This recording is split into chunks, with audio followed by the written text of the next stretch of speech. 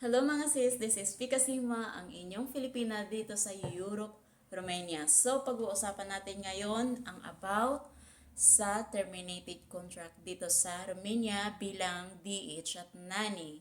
So meron po tayong mga katanungan para sa ating mga sisters na gustong malaman kung ano ang magiging karapatan nila kapag naputol ang kontrata. So, question.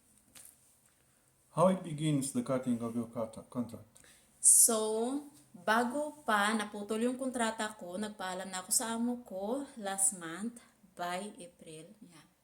Sabi ko na hindi na ako magtatrabaho sa amo ko at aalis na ako. Pero, nag-start ako trabaho sa kanila nitong January lang, 2024. Kaya lang siguro ako bumigay, nangayayat ako kasi sobrang dami ng trabaho. Kung makikita nyo, mas matindi pa siya sa Saudi. Tapos, ang nangyari, ayaw kong payagan ng amo ko na umalis sa kanila kasi nga nagustuhan nila ako. So, ganun din ako, mabait din naman sila.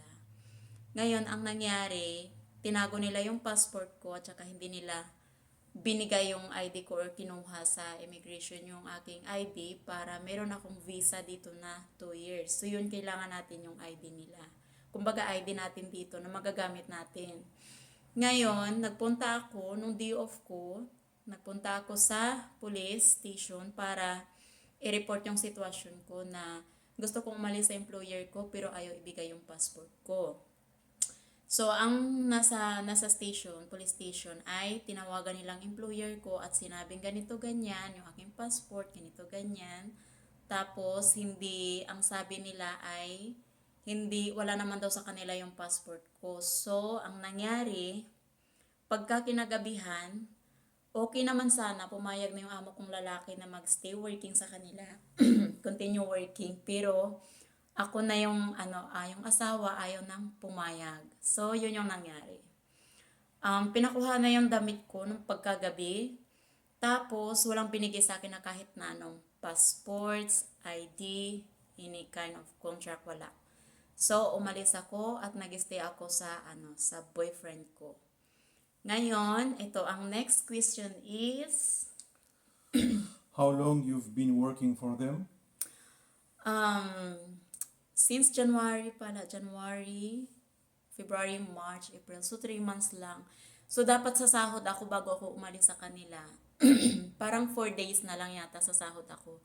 Hindi binigay sa akin yung sahod ko ng halos ang buwan. So, hinayaan ko na lang at pinabayaan ko na lang. Tapos, sinalo naman ako ng boyfriend ko.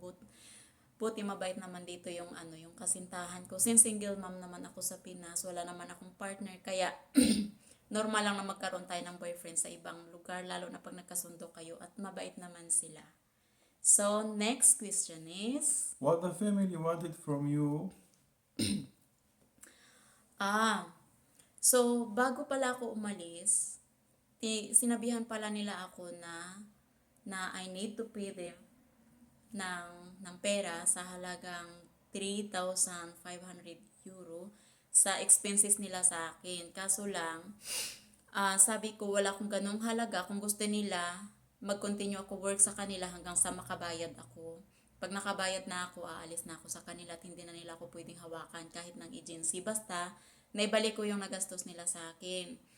Kaso lang, itong issue na dumabas, nung time na yon nalaman ko rin na najuntis ang juklanyo. So, nung najuntis ako, nireport ko kagad yun sa agency. Bago pala ako nag-report, nagpunta muna kami sa medical para malaman yung magkaroon kami ng certificate for pregnancy. May record kami. So, naggumawa ko ng formal letter para sa agency. So, everything is okay naman. Tapos, wala na akong binayaran sa employer ko and accepted naman nila. And then, after 2 days, nawala na ako sa kanila. Nag-ano na ako, nag-perma na ako ng cut contract na ibig sabihin, hindi na nila ako hawak. So, nung nakat na yung contract ko, wala na, dito na ako sa boyfriend ko. So, ang next na ginawa ko ay, next question please. What did you do after they cut your contract?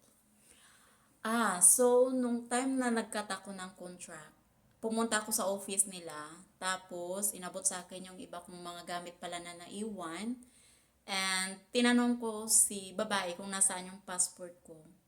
Tapos sabi niya sa akin, wala raw sa kanya yung passport, and hindi ko na rin hinanap yung ID. So pagkatapos ko magpirma ng end contract, umalis na ako, tapos itong boyfriend ko is tinawagan niya yung amo ko na ibigay na lang yung passport ko kung kahit wala ng ID. So, sabi naman ng amo ko sa kanya, wala daw sa kanila yung passport ko at nasa akin na raw.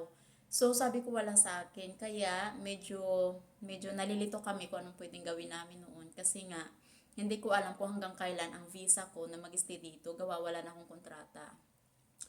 So, pagka after 1 hour yata, tumawag ulit yung amo kong babae at sinabihan niya ako na yung passport ko ay inipit niya sa pantalon ko pala na mga damit na naiwan ko sa bahay nila. Tapos inabot niya sa akin nung time na nagpirma ako ng end contract. So, yun yung next na ginawa namin.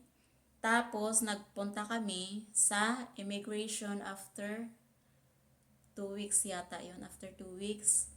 Tapos, pinakita ko yung passport ko and nakita ko na nandoon pa sa kanila yung ID. At binigyan nila ako ng 3 months staying visa dito. So, that's it. And next, you still have? What happened to the immigration? Pagdating namin sa immigration pala, nung una wala kaming idea kasi wala ako ni kahit anong receipt para doon sa ID. And then wala akong kontrata, wala akong end contract na galing sa employer. So nagpunta lang ako sa immigration dito sa Constanza and binigay ko sa kanila yung passport. And then after that, pinapasok lang kami at yun lang, sinabi namin yung situations and pinakita namin yung pregnancy medical, and then yun, binigyan lang ako dito ng staying visa 3 months. So that's it. Still have? What the result of all that? The result is for me, okay, to sa Filipino na tayo. So, okay naman lahat yung naging situations. Ngayon, ang sabi sa akin ng immigration officer na kailangan lang namin mag-prepare ng aming mga requirements para sa kasal na mag-stay pa ako dito sa Romania. Kung hindi kami makapagpakasal within 3 months, kailangan kong makahanap ng bagong employer or contract na pipirma sa akin para makapag-stay pa ako dito ng 2 years or more than. Kaso lang, 'di ba, pagka juntis, hindi ka na pwedeng mag-work kasi meron ka nang dinadala, medyo masilang ang pagbubuntis dito, mga be. Ibang lahi sila kasi experience ko na mga anak ko is sa Pinoy, pero dito ibang-iba yung feelings kapag nabuntis ka ng Romanian. So, ang gagawin namin ngayon is processing na kami ng papel namin para sa kasal. Meron pa akong 2 months and a half na staying visa dito. So, sana makasurvive. That's it mga sis. So, sa susunod na mga tanong nyo, gagawa ulit ako ng video para sa ibang mga katanungan na hindi ko pa dito nasabi kasi ito experience ko lang to dito sa nangyari sa akin sa Romania as a DH nanny. So bahala na kayo kung ano yung panghuhusga or whatsoever, basta single ako sa Pinas. Single mom, and I am single also here, and nakatagpo lang ako ng mabuting tao. So that's it for now. Bye!